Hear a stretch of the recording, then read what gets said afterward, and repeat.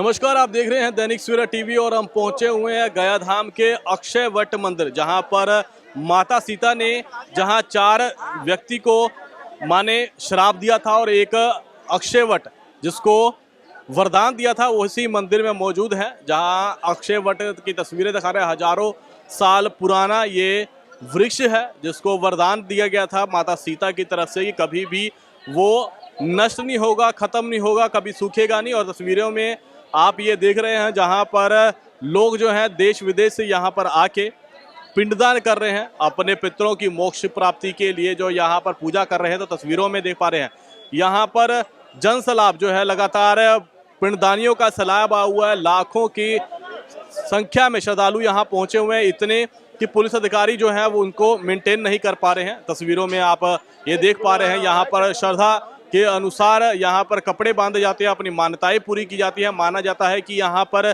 पिंडदान करना और बहुत सारे जो है मनोकामनाएं पूर्ण हो जाती है। अगर किसी तरह की जो मनोकामना जो पूर्ण नहीं हो रही होती है, यहाँ पर पूजा करते हैं, अर्चना करते हैं और श्रद्धा भाव से पिंडदान करते हैं, तो उनको पितरों को ना सिर्फ मोक्ष की प्राप्ति होती है, ना सिर्फ वो इस धाम को जो योनि जो प्रेत योनि में है या फिर अलग योनि में है उससे मुक्त होते हैं, उनको मनमांछित फल जो है वो भी प्राप्त होता है। यहाँ के मंदिर के पुजारी जो है उनसे भी बात करेंगे इस मंदिर के इतिहास के बारे में, पर उससे पहले आपको इसकी पूरी तस्वीरें दिखाएं कि ये कितना बड़ा वृक्ष है। एक वृक्ष को अंदाजा लगा सकते हैं कि एक जड़ है और एक जड़ से इतनी सारी शाखाएं निकली हैं और शाखाओं के बीच में से शाखाएं निकली हुई है।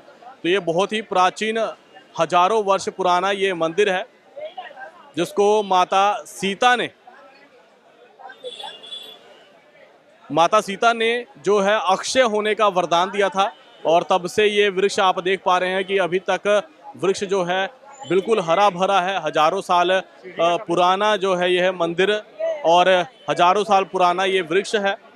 जब माता सीता ने पिंडदान किया था और जब पूछा गया था जब राम जी ने, तो उन्होंने 5 व्यक्ति जो वहाँ पर मौजूद थे और 4 को श्राप दिया गया था माता जी से। और ये वृक्ष जो है आप देख पा रहे हैं जिसे वट वृक्ष कहते हैं, और जब वरदान दिया गया तो अक्षय वट जो है इसका नाम पड़ा। और क्या विधि है, क्या विधान है, इसके क्या मान्यताएं होती है, यहाँ के मंदिर के पुजारी हैं उनसे बात करेंगे। जी, ये अक्षय वट मंदिर है और जो ये वृक्ष है उसके इतिहास के बारे में आप बताएं जरा। ये वट वृक्ष अक्षय वट है। माता सीता राजा दशरथ महाराज के पिंडदान दिए थे, उसी समय ये वट वृक्ष के साक्षी रखे। ये 5 साक्षी में है, गौ, ब्राह्मण, तुलसी, नदी और ये वट वृक्ष हैं। ये 5 साक्षी में 4 अपने स्वार्थ में झूठ बोल दिए। ये वट वृक्ष ने कहा कि नहीं, माता ने पिंडदान दिया हमारे सामने, कहीं तू अक्षय वृक्ष रहोगे, कभी नाशमान नहीं। तो ये चारों के श्राप दिए।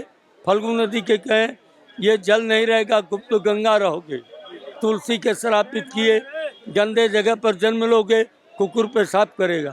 गौ को श्रापित किए, कलयुग में पूजनीय रहोगे लेकिन तुम्हारा मुंह अशुद्ध रहेगा, इसलिए मुंह का पूजा कलयुग में तुम्हारा नहीं होगी। ब्राह्मणों को श्राप दिया, लाख रुपया मिलने पर भी यह संतुष्टि नहीं है। जो ब्राह्मण संतुष्ट है वही फलता है और जो याचना करता है वो भिखारी है। ये माता सीता श्रापित किया। वट वृक्ष ने कहा कि नहीं, पिंडदान दिए, कहीं कि तू अक्षय वृक्ष रहेगा, कभी नाशमान नहीं, सदा हरा भरा रहोगे।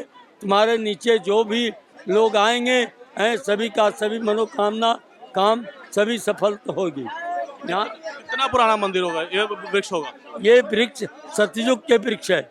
ये भागवत में स्वर्गलोक में अक्षय लोक में कल्प वृक्ष है, जिसे ब्रह्मा ने अपने कल्पना के द्वारा ये पृथ्वी पर गया जी में भगवान नारायण को लाया है। उसी समय ये ब्रह्मा ने यज्ञ किया तो यज्ञ करके उसी समय यहाँ दान देने के लिए ब्राह्मणों को दरकार पड़ा। जब दान लेने वाले जो ऋषि मुनि उस समय में थे, जो पाते थे वो गल जाते थे। तो भगवान कहीं कि अब जब पूर्णौती होगा ही नहीं है, इसलिए गयावाल पंडे जो हैं वो अपना या ब्रह्मा ने उत्पन्न किया। 14 कुशा रख के 14 गोत्र के गयावाल पंडे को उत्पन्न किए।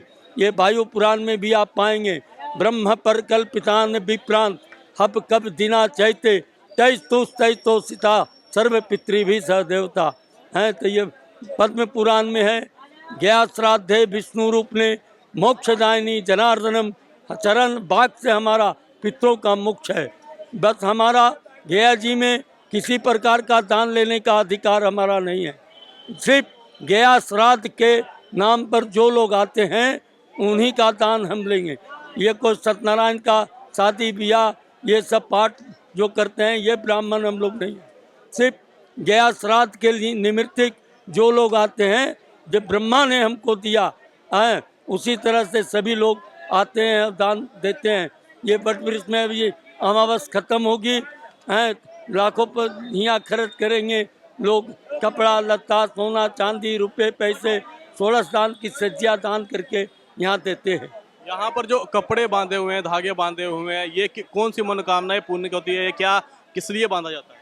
ये मेन है जिसके बाल बच्चे नहीं होते हैं, वंश नहीं चलता है, तो माता ने वरदान दिया है धन पुत्र भक्ति मुक्ति, ये 4 के दाता इनको बनाया है कि जो तुमसे मांगेगा ये आप देना है। तो ये खास करके ये पुत्र के लिए ये मनोकामना करके लोग जाते हैं।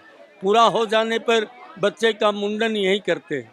ऐसे देखा इसकी लोग बांध देते हैं। ये गया श्राद्ध करके लोग पिंडदान, ये पंडित लोग नए नए एक समय आते हैं वो बता देते हैं पिंडदान करके कपड़ा खोल के फेंक दो।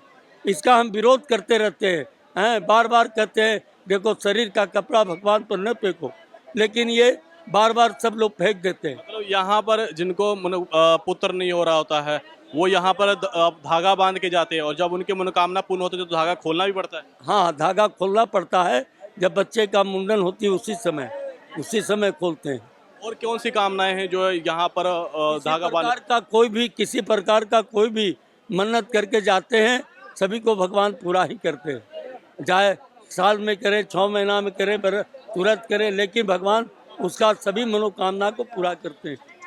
तो ये तस्वीरें आपको दिखा रहे हैं जहां देख पा रहे हैं कि वट वृक्ष जो था, जो माता सीता का साक्षी बना था और इसके कारण उसको वरदान मिला था। तस्वीरों में देख पा रहे हैं यहाँ पर माना जाता है कि जो भी मनोकामना से आप यहाँ आते हैं, पूजा करते हैं, धागा बांधते हैं तो आपकी मनोकामनाएं जो है पूर्ण होती है। खास करके माना जाता है कि धन पुत्र और जो उनके कामनाएं हैं वो यहाँ पर आते हैं। तो ये देख पा रहे हैं कि यहाँ पर लोगों ने इस वृक्ष में कई सारे धागा बांधे हुए हैं अपनी मनोकामना के लिए और माना जाता है कि जिसको पुत्र की प्राप्ति नहीं होती है वो यहाँ पर आते हैं, धागा बांधते हैं, उनको पुत्र की प्राप्ति होती है। और फिर जब पुत्र का मुंडन होता है तो धागा खोले जाता है। जब मनोकामनाएं पूर्ण हो जाती है तो उनका धागा खोल दिया है। तो लाखों की संख्या में लगातार जो पितृपक्ष मेला चल रहा है, यहाँ पर लोग आ रहे हैं, पिंडदानी आ रहे हैं, पिंडदान कर रहे हैं। इसके अलावा भी अगर अक्षय जो मेला चल रहा है उसके अलावा भी लोग अक्सर यहाँ पर आते हैं अपनी मनोकामना पूर्ण करने के लिए, यहाँ पर धागा बांधते हैं, अपने पितरों के लिए जो है पिंडदान करते हैं और मोक्ष की